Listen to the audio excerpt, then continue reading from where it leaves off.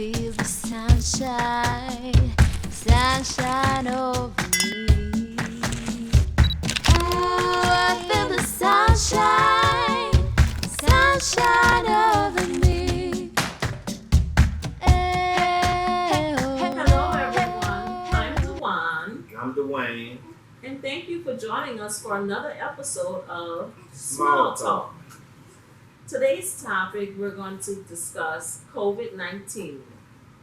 What do you really know about the coronavirus? Well, from our experience, we can tell you what we know because We both tested positive. yes, we did. About a month ago, my husband was feeling a little weak. He had some symptoms. The first symptom I had was coughing. It was nagging coughing. It was annoying. I couldn't get over it. My next symptom, I had a fever. I had a fever of 99.5. I took a leave and it broke. But my wife still insisted on going to get me tested just for my satisfaction. Because I didn't think he had it. I didn't think he had the virus. I just wanted him to understand, hey, let's go get this test. It's going to stay negative. You don't have it. And then when we get there, Mind you, I thought I was going to get tested and find out the results that immediately. day. I went there, we got tested, the doctor looked me over, she gave me an examination, she looked at my ears and saw that I had an ear infection. She also listened to your lungs. As She well. listened to my lungs, she looked at my tonsils or, looked in my mouth, she looked in my nose. So she looked at my eyes, she gave me a thorough examination, and then she stuck that, I don't know what you call it, in my nose, but it was Big long excruciating. Q-tip. Yes. It wasn't a long, it was a Q-tip with a needle in it or something. I don't know what it was, but It was not that bad. it was painful for 2 sticks on this side and this side. So I really didn't like it. It was really uncomfortable. It was bearable, but it was extremely uncomfortable. I never wanted to experience that. So what did she see in your ear? She saw ear infection. She prescribed antibiotics for the ear infection. So we went home. Mind you, I did take a leave. I told the doctor I took a leave to break, and the fever broke because I didn't have a fever when we went to the hospital. Yeah. When we saw the doctor. We went home and we was under the impression, hey, this is my sinuses. I suffer from sinus problems. I have allergies, so And I have nothing's to wrong. admit that I actually did not want to admit that he could have had anything else but an ear infection. So Denial. I took the antibiotics, and the very next day, I had a fever of 101.7. I took a leave, and the fever broke. I started feeling like I was freezing cold, and I just have a lot of cover on me, but I was still sweating bricks. I was sweating profusely. I had my bed soaked full of sweat. He didn't want to leave the bedroom. And this is not him. He does not stay in the bed long at all. He comes out the room, but this time, he stayed in that bedroom, and the fever is really what concerned me. But go ahead. I took the leave and the fever broke, but I still was tired. I still had muscle aches. I was in pain. It was something I've never experienced before. I've never had the flu. I've heard of the flu symptoms, but this was something I've never experienced. So for me to be sick like this and feel this way, it concerned me. He was physically feeling bad and mentally feeling bad. So I wanted to help him through this process by my denial state of, you don't have anything to worry about, husband. It's just an ear infection. You don't have that virus. You can't have that virus. No. You know what? Give me some of that drink you have. And I took the drink. No! He tried to stop me, and I drunk behind him. I also kissed him. I was No! like, and he didn't want to kiss me, but I made he kiss me. He definitely kissed me. And yeah, Very, very foolish on my part. Mind you, we was taking all precautions We were. never to get corona. We were We wore a mask. absolutely sanitized. We stayed our distance away from people 20 feet. But This is what happens when So- you're foolish and you don't pay attention to these symptoms. So once he got the antibiotics, he started feeling better. About 4 later, days into it, I started feeling kind of bad. And I didn't want to admit it again. I'm in denial. Not me. I don't have that. And I'm on vacation. My daughter just had her baby. If you remember our last video, she was pregnant sitting behind us. July 1st, she had the baby. Oh my gosh, the best time of my life, right? She comes home July 3rd. We go to my family's house July 4th because he's feeling a little better. Not 100%, but a little better. And then we get the results. Monday And the morning. results were positive. And we told everybody. Unfortunately, for my heart, my son-in-law and my daughter had to leave to go to his family's house so that they could be safe. And that was the best decision. That was a good decision. The very best That was the decision. grown decision. Yes. Then I go to the doctor and I get tested and my results come back positive. I'm on vacation at this point. The vacation is for my grandson, my brand new grandson, and he's gone because we have the coronavirus. What are the odds? But that's just how serious it is, and I want you guys to understand from our perspective that it is not healthy to think naively. It's not healthy to be in denial because you can harm someone else in You doing could so. kill someone. You can kill someone in doing so. So, you hear my grandbaby? Oh my gosh. He's such a blessing. He's home now. But go ahead. The best thing is to be aware of symptoms. Yeah. If you have any of the symptoms, And I have some symptoms listed here that I take looked up. precautions. Fever and chills, cough, shortness of breath or difficulty breathing, fatigueness, muscle and body aches, which he did have, a headache, loss of taste or smell, sore throat, congestion or runny nose, nausea or vomiting. And the last one on the list was diarrhea. And guess what symptom I had? Diarrhea. The nerve, okay? Already I don't want to leave the bedroom, but I can only go from my bedroom to my bathroom because of the diarrhea. And this diarrhea was something awesome. Oh, Yes, it was. woohoo! So, yeah, I didn't have the cough, I didn't have the congestion, I didn't have the body aches. But guess what? I have rheumatoid arthritis, so I already take medications. So I wouldn't feel those body aches, She would I? didn't think she could catch it because of the Well, false that was advertisement that people are spreading. that's a misconception. I have rheumatoid arthritis and I take hydroxychloroquine. I've been on it for 4 years now, at least, right? Yep, positive. I went to the hospital to get my results, to get tested. 97.5 was my fever.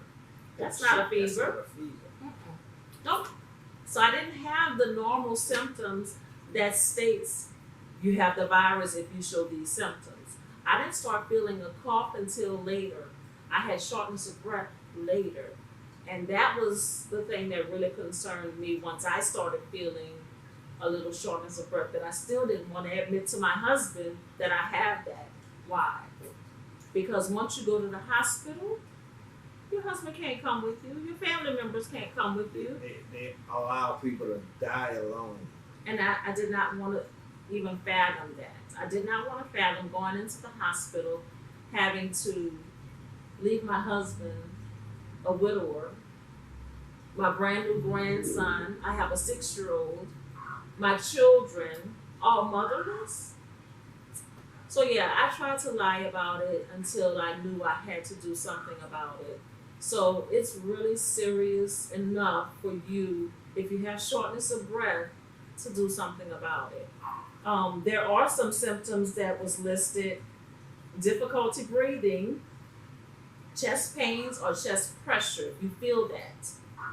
Confusion. They said confusion was a symptom. I guess if you are newly having that symptom, not something that you've been confused about, you're always confused, but something where you know you usually are on top of things and you already know what to do, and at this point you're confused about how to do or what to do. That's a symptom as well. Unable to stay awake, bluish lips or bluishness in the face. Those symptoms, they want you to immediately go to the ER. But again, I didn't have my difficulty breathing until towards the end. And my husband was concerned that I may have pneumonia. So with that being said, I said, okay, I'll go. I didn't want to stay. I already had a talk with him and said, if it's a ventilator suggestion, we're not going to take that. We're going to come on back home and just deal with it at home. But that was our choice. We have to be aware of our situation. Yeah. If you have a symptom and you're not really sure if it's a symptom of coronavirus, if you think you're sick in some type of way, acknowledge that you're sick. This isn't something you should be ashamed of. It's not a family secret. It's guys. not something that you should be embarrassed about. You know, when people know better, you're supposed to do better. So acknowledge so that you can help somebody else get better or help them not get sick. Look at all these. This is me in my denial. This is me in my denial. I'm taking kaopectate and Imodium and Mucinex and Robitussin because I'm not sick. I don't have that virus. This is before the diagnosis. Once they gave me the diagnosis, they gave me inhaler. I've never had difficulty breathing before. Absolutely never.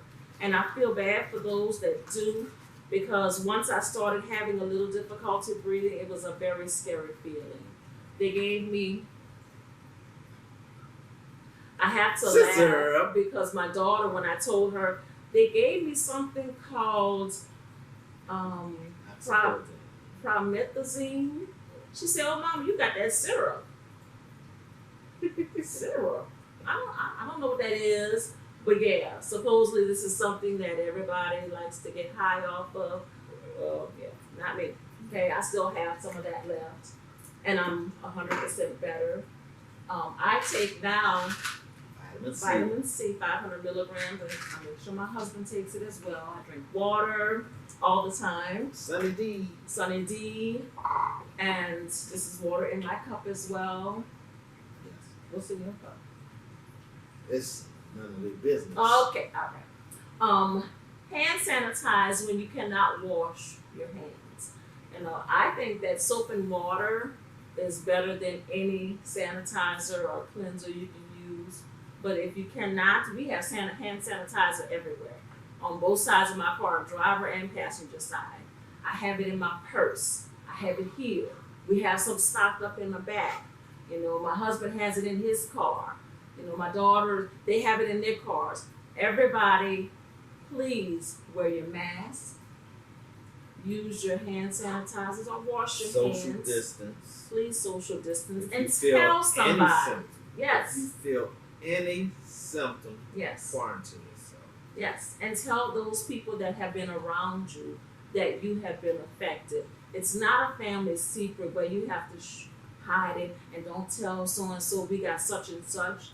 It's not anything to be embarrassed about. It's not. It's really not. Because this is not something that you unconsciously did.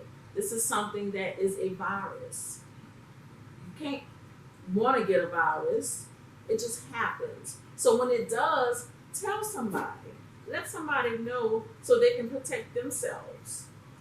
And the worst thing you could do is know you have something And don't say anything. and don't say anything about it, and still go around people and spread it.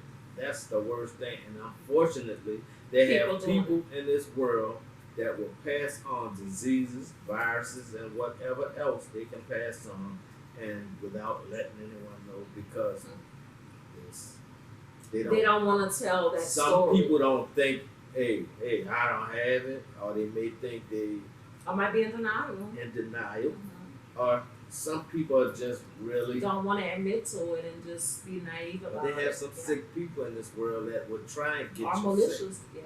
Yeah. And do it maliciously. Now they say the recovery time can take between 2 weeks to 3 to 6 weeks. Honey, I felt better in 4, maybe 5 days, and mind you, I felt better 4 or 5 days, but I still quarantined myself he did. for 2 to 3 weeks. He did. He did. And luckily, I was on vacation, so I was able to quarantine myself away from everybody, Cool, now, new grandbaby. including my grandbaby. I think that's what led to her getting sicker. Or My recovery took longer. actually, yes, it actually.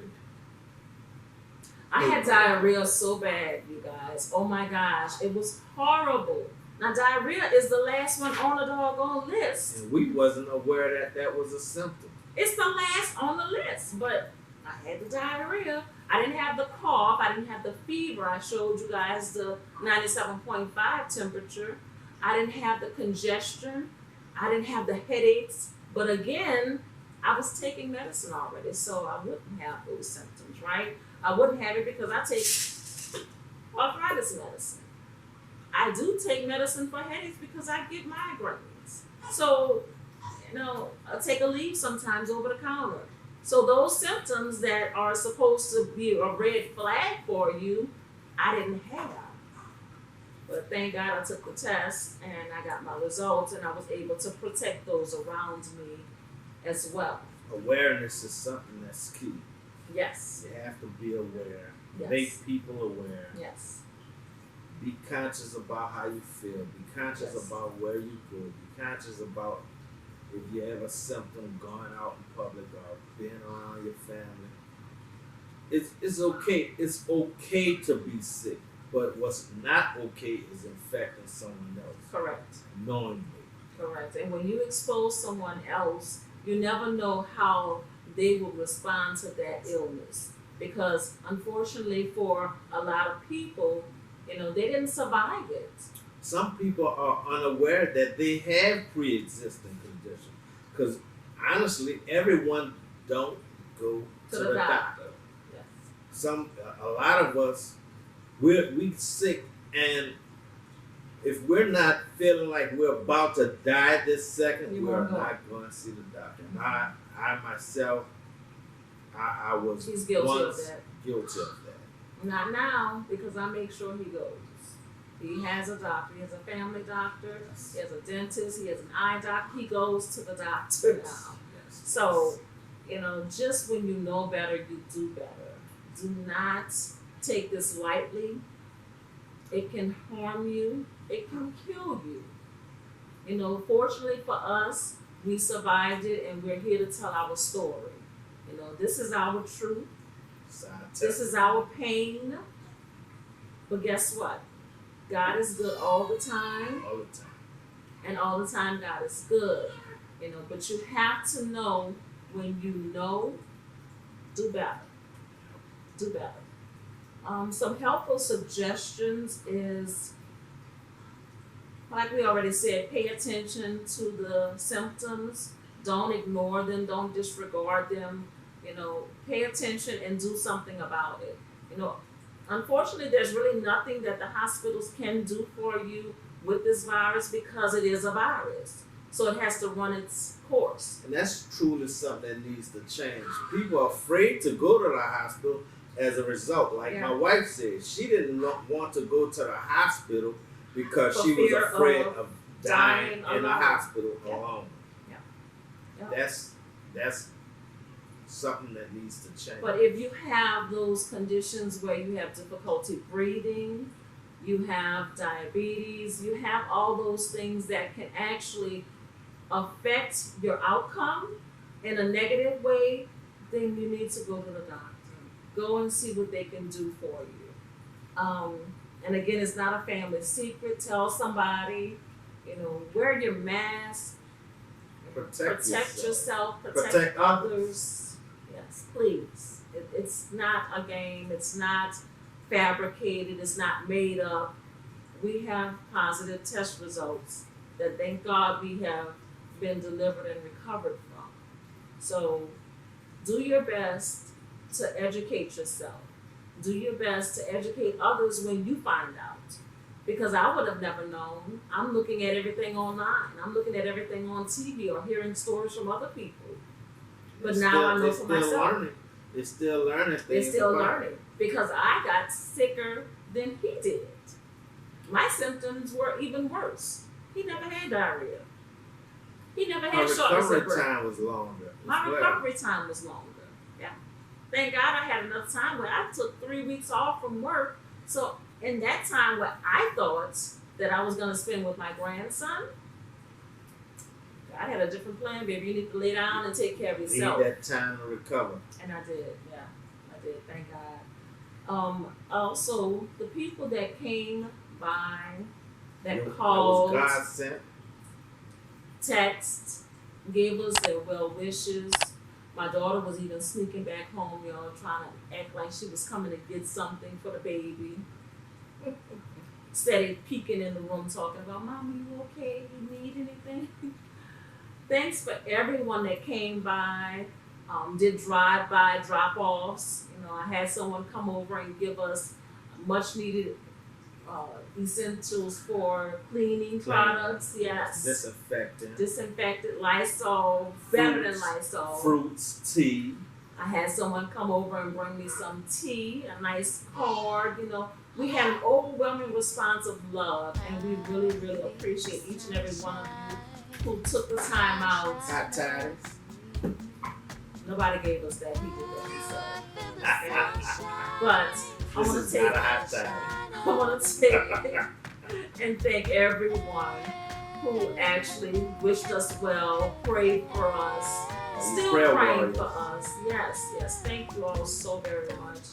And with that being said, I want to say thank you again for tuning in for some small talk.